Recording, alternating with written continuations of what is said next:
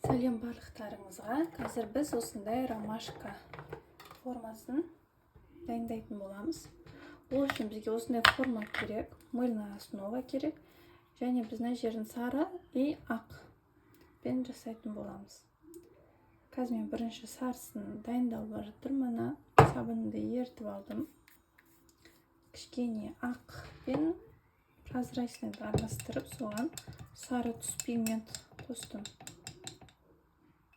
Мына сары түсіміз шықты. Оған кішкене енді адушка қосамыз. Қалаған адушкаңызды қоса берсеңіз болады. Гүлдің. Мен қазір адушканы қостым. Өзіңіздегі бар гүлді қоссаңыз болады. Ромашка болмаса да бола береді.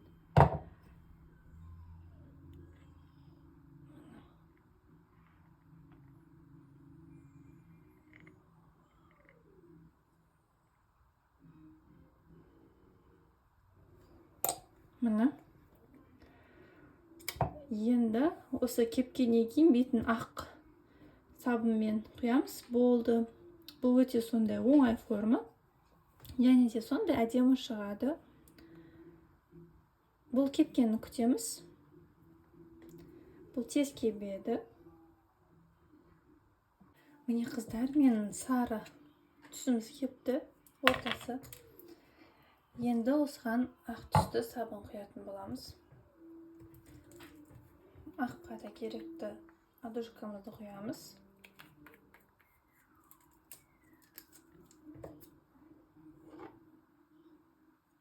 Араластырамыз.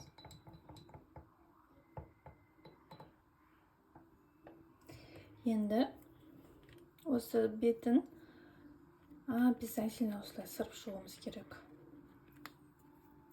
А то түсіп қалады. Кеткен кезде, ауатқан кезімізде түсіп қалуы мүмкін. Сол үшін сыруды ұмытпаймыз. Бір-біріне жабыспай қалады сабындарымыз.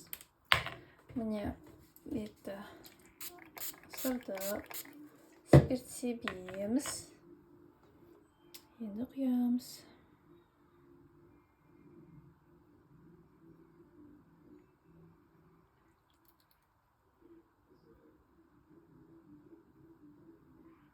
Құйдық.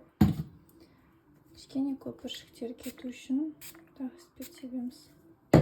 Болды, осылай енді бір 15-20 минутқа қалдырсақ, сабынымыз дайын болады. Міне осындай оп-оңай сабын. Қазір кепкен кезде сіздерге көрсетемін. 15-20 минуттан кейін ашып көрсететін боламын. Міне қыздар, мынау сабын тұрды. 15-20 минуттан аса уақыт тұрды. Енді алып көрейік.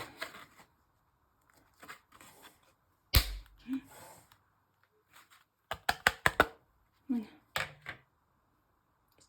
Ромашка шықты.